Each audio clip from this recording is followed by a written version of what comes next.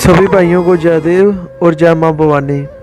मित्रों, आज हम किसी से भी पूछते हैं कि महान राजपूत राजा विक्रमादित्य परमार, राजा भोज और दिल्ली के महान राजपूत राजा अनंगपाल तंवर और भारत के आखिरी राजपूत राजा पृथ्वीराज चौहान और पंजाब के आखिरी राजपूत राजा जयपाल जंजुआ और ऐसे ही अनगिनत लाखों राजपूत राजाओं और योद्धाओं की प्रतिमाएं क्यों नहीं हैं, उनके म्यूजियम, उनके स्मारक क्यों नहीं हैं। और जब हम कहते हैं कि हमारे राजनेता गलत हैं, पर राजनेताओं के अंधभक्त क्षत्रिय दुहाई देते हैं कि ये राजा तो बहुत पहले के थे, इसलिए इनकी प्रतिमाएं कहीं भी नहीं मिलती।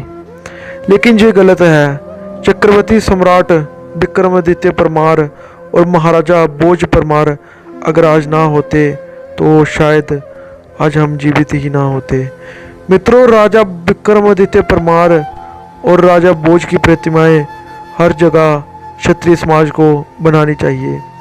आज देश में ऐसे नेताओं की प्रतिमाएं हैं जो कि उसके काबिल भी नहीं हैं, लेकिन राजपूत सम्राट पृथ्वीराज चौहान, जयपाल जंजुआ, अनंगपाल तंवर और विक्रमादित्य परमार ऐसे ही हजारों लाखों क्षत्रियों की प्रतिमाएं कहीं नहीं मिलती। और अगर हम आज राजा महाराजाओं की बात करें तो महाराणा प्रताप भी महानतम योद्धाओं में हैं।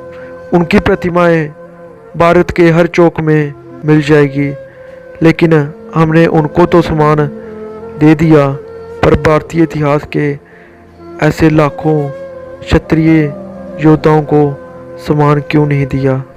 भारतीय इतिहास के दो संतंभ राजा विक्रमादित्य परमार और राजा भोज, जिनके ऊपर देश टिका हुआ है, हमने उन्हें बुला ही दिया। शूरवीर सम्राट विक्रमादित्य अंग्रेज और वामपंथी इतिहासकार उज्जैन के सम्राट विक्रमादित्य को ऐतिहासिक शासक ना मानकर उन्हें एक मिथक मानते हैं। विक्रमादित्य परमार के वक्त भारत को सोने की चिड़िया भी कहा गया है। उनके समय शकों ने देश के बड़े भूभाग पर कब्जा जमा लिया था। विक्रमादित्य परमार ने शकों को भारत से मार भगाया और अपना राज्य अरब देशों तक फैला दिया था। उनके नाम पर विक्रम संबंध चलाया गया। विक्रमादित्य परमार का राज्य आज के पूरे भारत तक फैला हुआ था और उनकी राजधानी उज्जैन हुआ करती थी। विक्रमादित्य के पिता का नाम गंधर्वसेन था। विक्रमादित्य के इतिहास को अंग्रेजों ने जानबूझकर तोड़ा और भ्रमित किया और उसे एक मिथक चरित्र बनाने में कोई कोर कसर नहीं छोड़ी, क्योंकि विक्रमादित्य उस काल में महान व्यक्तित्व और शक्ति का प्रतीक थे, जबकि अंग्रेजों को ये सिद्ध करना जरूरी था कि ईसा मसीह के काल में दुनिया अज्ञानता में जी रही थी। दरअसल विक्रमादित्य का शासन अरब और मिस्र तक फैला हुआ था और संपूर्ण धरती के लोग उनके नाम से परिचित थे। विक्रमादित्य अपने ज्ञान, वीरता और उदारशीलता के लिए प्रसिद्ध थे, जिनके दरबार में नवरत्न रहते थे। इनमें कालिदास भी थे। कहा जाता है कि विक्रमादित्य बड़े पराक्रमी थे और उन्होंने शकों को बुरी तरह से पराजित किया था। विक्रमादित्य परमार और परमार राजपूत वंश में एक महान राजपूत राजा और भी थे, जिनको इतिहास ने बुला ही दिया, जिनका नाम था महाराजा भोज। महाराजा भोज के नाम से ही आज मध्य प्रदेश का भोपाल शहर आबाद है। राजा भोज भारतीय इतिहास के एकमात्र ऐसे राजा हुए जो शौर्य व पराक्रम के साथ धर्म, विज्ञान, साहित्य और कला के ज्ञाता थे। राजा भोज ने माँ सरस्वती की आराधना व हिंदू जीवन दर्शन एवं संस्कृत के अनेक प्रचार किए।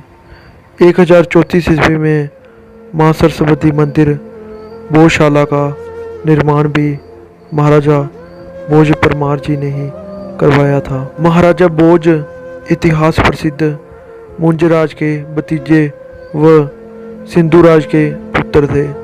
इनका जन्म सन 980 ईस्वी में महाराजा विक्रमादित्य की नगरी उज्जैन में हुआ था।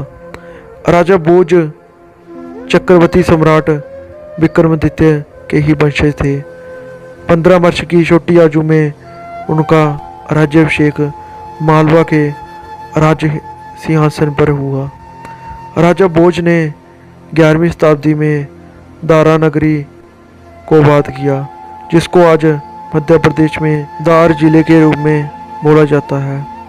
समस्त मालवा और भारतवर्ष को राजा भोज ने अपने जन्म और कर्म से गौरवान्वित किया। महाराजा भोज ने मां सरस्वती के सर्वश्रेष्ठ मंदिर का निर्माण जिला दार में कराया गया, जो आज भोजशाला के नाम से प्रसिद्ध है। उन्होंने भोजपाल में भारत का सबसे बड़ा तालाब का निर्माण कराया, जो आज भोजताल में नाम से प्रसिद्ध है। भोजपाल को ही बाद में भोपाल का नाम दिया गया। महाराजा भोजपाल के नाम से ही भोपाल का नाम प्रसिद्ध हुआ। आज हम इन महानायकों को बुला रहे हैं, इसलिए आज हमारा क्षत्रिय समाज फिर से गुलाम बनने की दिशा में जा रहा है। जाग जाओ क्षत्रियों और समस्त क्षत्रियों को मानने वाले सनातन धर्म के लोगों। राजा विक्रमादित्य और राजा भोज को मत बुलाओ।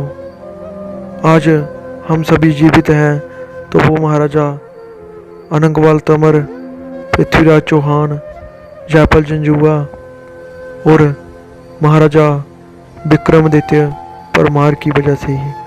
अगर ये महान क्षत्रिय योद्धा ना होते तो शायद ही आज हम हिंदुस्तान में जीवित होते। राजा विक्रमादित्य और राजा भोज परमार राजपूत वंश के दो महान राजपूत योद्धा हुए। माना जाता है कि परमार राजपूतों ने ही पंजाब के मालवा क्षेत्र को आबाद किया था। मध्य प्रदेश में मालवा क्षेत्र को और उस पर राज करने वाले परमार राजपूत ही थे, और कुछ परमार राजपूत वंश के लोग पंजाब में चले गए थे और उन्होंने पंजाब में, जिसे मालवा क्षेत्र को आज लोग मालवा के नाम से बोलते हैं, वो भी इन्हीं परमार राजपूत वंश के राजाओं ने ही बसाया था। पंजाब के मशहूर सिंगर सिंगा भी परमार राजपूत वंश से ही आते हैं, जो कि एक सिख राजपूत हैं।